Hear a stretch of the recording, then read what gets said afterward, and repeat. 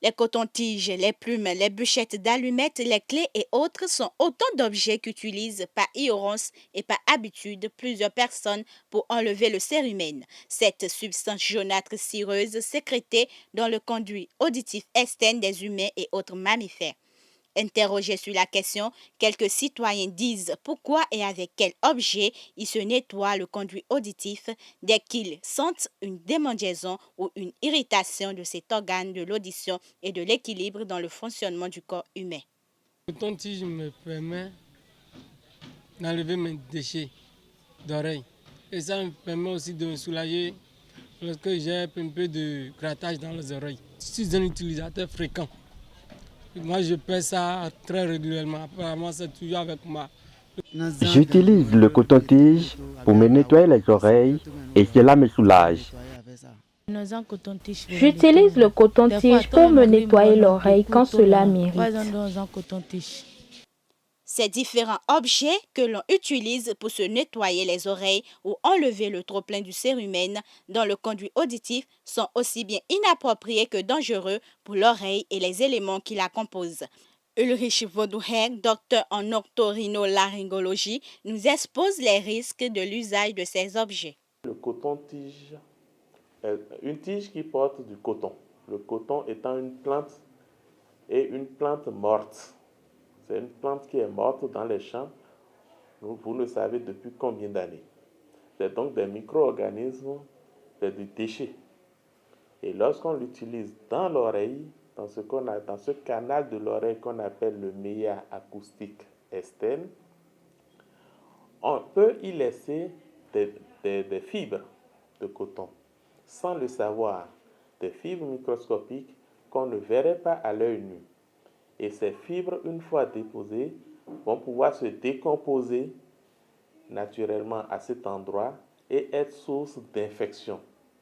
D'où la survenue de ces infections que nous appelons les otites externes, qui sont des infections au niveau de l'auricule ou au niveau du méa acoustique externe, qui est ce canal agréable lorsqu'on introduit les cotons-tiges. Voilà les risques principaux auxquels nous nous exposons. Les plumes d'oiseaux portent des microbes.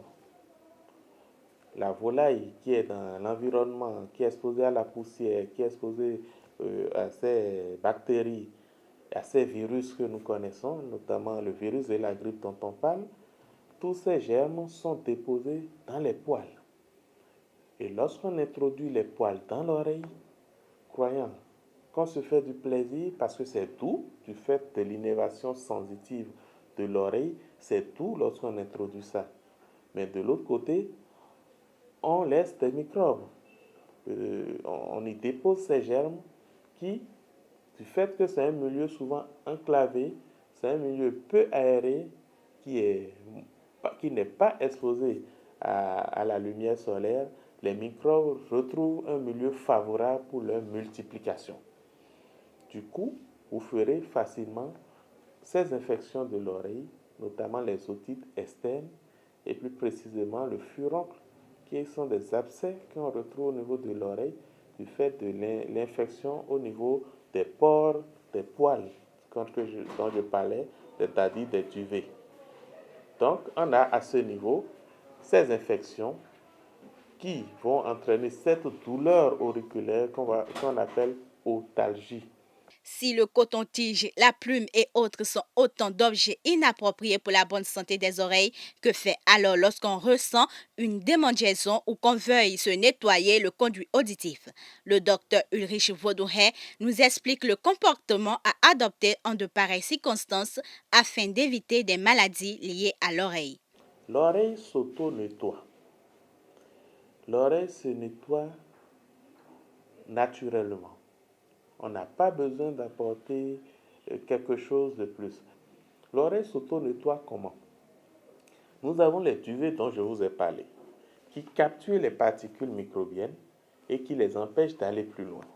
Première chose. Deuxième chose, le canal que nous appelons le méa acoustique externe, c'est un canal qui est dynamique, qui a des mouvements ondulatoires de l'intérieur vers l'extérieur de façon permanente. Lorsque nous mangeons, lorsque nous parlons, lorsque nous baillons, tous ces mouvements permettent d'expulser le trop-plein de cérumen.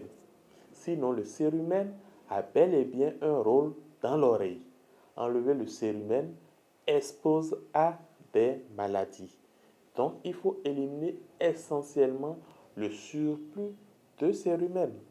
Et ce surplus s'enlève naturellement du fait des mouvements que nous faisons.